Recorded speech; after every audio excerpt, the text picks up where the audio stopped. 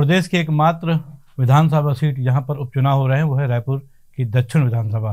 और यहां पर भारतीय जनता पार्टी के सुनील सोनी के खिलाफ कांग्रेस के आकाश शर्मा को मैदान में उतारा गया है। युवक कांग्रेस के प्रदेश अध्यक्ष आकाश शर्मा के समर्थन में इस समय जोगी कांग्रेस की तरफ से भी एक समर्थन पत्र जारी हो चुका है, जिसमें अपने एक्स हैंडल पर अमित जोगी ने लिखा है सांप्रदायिक ताकतों को रोकने के लिए वो कांग्रेस के प्रत्याशी आकाश शर्मा का समर्थन कर रहे हैं। इस एक ट्वीट से, इस एक घटना से छत्तीसगढ़ की राजनीति में एक हलचल ये है, जोगी कांग्रेस का कांग्रेस में विलय होने जा रहा है। हालांकि चर्चा पिछले कई दिनों से चल रही थी, लोकसभा चुनाव हुए, उसके पहले विधानसभा चुनाव हुए, उस समय भी ये चर्चाएं जरूर चली। कांग्रेस के तब प्रदेश अध्यक्ष का या मुखिया थे भूपेश बघेल, और उनके रहते हुए बात नहीं बन पाई। आपको बता दें कि सन 2018 में जोगी कांग्रेस का गठन किया गया था।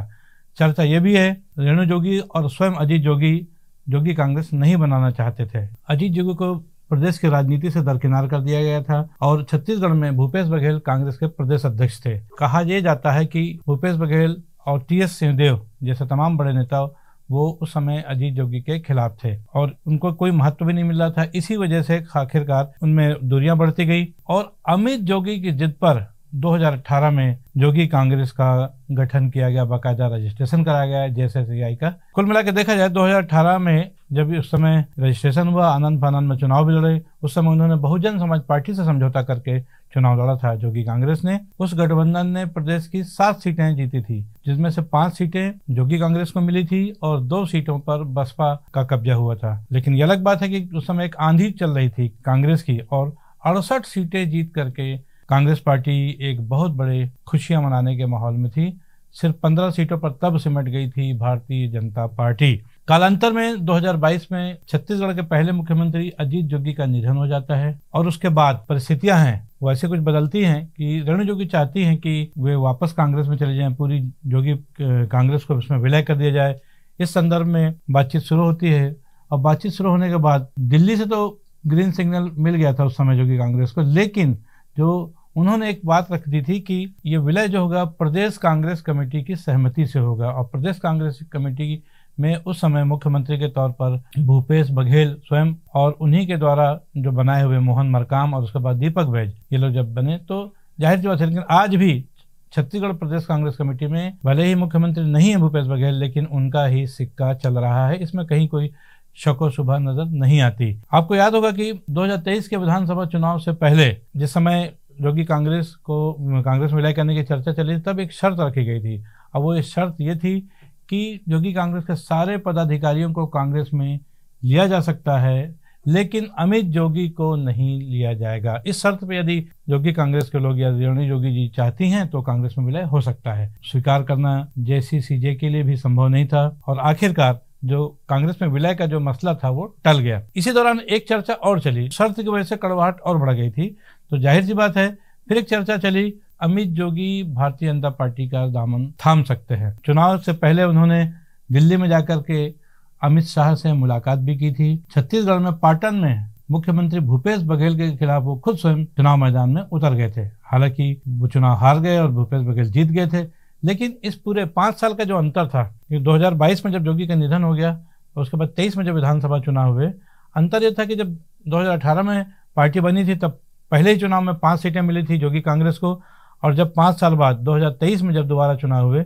इस समय चूंकि अजीत जोगी का निधन हो चुका था और तब एक भी सीट जोगी कांग्रेस को नहीं मिली। ये चर्चा भी चल रही थी विधानसभा चुनाव के बाद कि किसी भी समय जोगी कांग्रेस का विलय भारतीय जनता पार्टी में हो सकता है। लेकिन आखिरकार आज पूरे 10 महीने बाद भी देखा जाए तो सारी राजनीतिक परिस्थितियां जहां पहले थी वहीं आज भी जोगी कांग्रेस का विलय न तो भाजपा में हो पाया और न ही कांग्रेस में। अब जबकि एकमात्र उपचुनाव रायपुर दक्षिण का छत्तीसगढ़ में होने जा रहा है, जिस ढंग से अमित जोगी ने कांग्रेस के प्रत्याशी आकाश शर्मा का समर्थन किया है, उन्होंने न सिर्फ समर्थन किया, उन्होंने बाकायदा एक चिट्ठी लिखी मल्लिकार्जुन खड़गे को जो कि राष्ट्रीय अध्यक्ष हैं, राहुल गांधी को, और इनका माध्यम बनाया चरणदास महंत को। चरणदास महंत जो कि नेता प्रतिपक्ष है, उनके माध्यम से एक चिट्ठी कांग्रेस हाईकमान को भेजी गई है, जिसमें उन्होंने सिर्फ समर्थन की बात, इसमें विलय का कहीं पर उल्लेख नहीं है। लेकिन जिस ढंग से चिट्ठी लिखी गई है और जिस ढंग से आज की परिस्थितियां चल रही हैं, क्योंकि फिलहाल समय जो चल रहा है उसमें भूपेश बघेल के लिए भी कहीं न कहीं कुछ परेशानियां नजर आ रही, जो कि कांग्रेस के लोगों को ऐसा लग रहा हो कि यही वो समय है जिस समय शायद कोई बात बन जाए, और इसीलिए उन्होंने जो समर्थन का जो पत्र दिया है उसमें किसी किस्म की शर्त नहीं रखी है। उस पत्र के माध्यम से उन्होंने अपने कार्यकर्ताओं को जरूर आह्वान किया कि तन और मन से वो कांग्रेस को जिताने के लिए जुट जाएं। अब 13 तारीख को रायपुर में चुनाव होना है, मत पड़ेंगे, और 23 तारीख को, हालांकि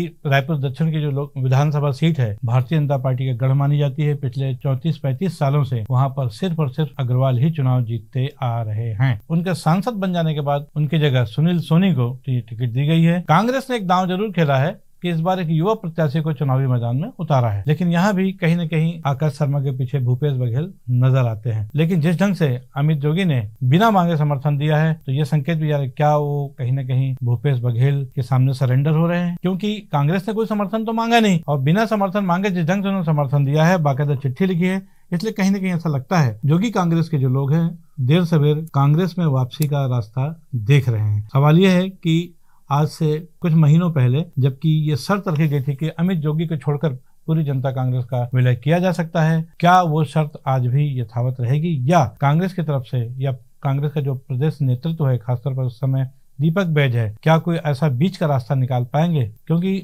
ऐसा आज भी नहीं लगता कि अमित जोगी के बगैर जोगी कांग्रेस में विलय हो जाए। यदि ऐसा होना होता, ये कुछ महीनों पहले हो चुका होता बहरहाल। लेकिन रायपुर दक्षिण के इस उपचुनाव में एक बार फिर ये चर्चा राजनीतिक हलकों में तेज है कि क्या जोगी कांग्रेस का विलय कांग्रेस में होने जा रहा है। दूसरी बात ये कि जोगी कांग्रेस के समर्थन से कांग्रेस प्रत्याशी की स्थिति इस चुनाव में क्या होगी, इस पर भी सबकी निगाहें रहेंगी। हालात ये है कि डबल इंजन की सरकार का बोलबाला पूरे देश में चल रहा है। छत्तीसगढ़ में भी जो परिस्थितियां हैं वो भारतीय जनता पार्टी के पक्ष में साफ साफ नजर आ रही हैं, इसमें कोई दो राय नहीं है। लेकिन इसके बावजूद चूंकि चुनाव भी अनिश्चितताओं की बात होती है, कभी भी कोई अप्रत्याशित रिजल्ट देखने को मिल जाते हैं। यदि कोई अप्रत्याशित बात होती है तब की बात क्या, अन्यथा सुनील सोनी की राहें तो आसान है, क्योंकि बृजमोहन अग्रवाल ने स्वयं कहा है कि वो स्वयं चुनाव लड़ रहे हैं, तो ये उनके लिए भी वो अपनी प्रतिष्ठा को बचा पाएंगे।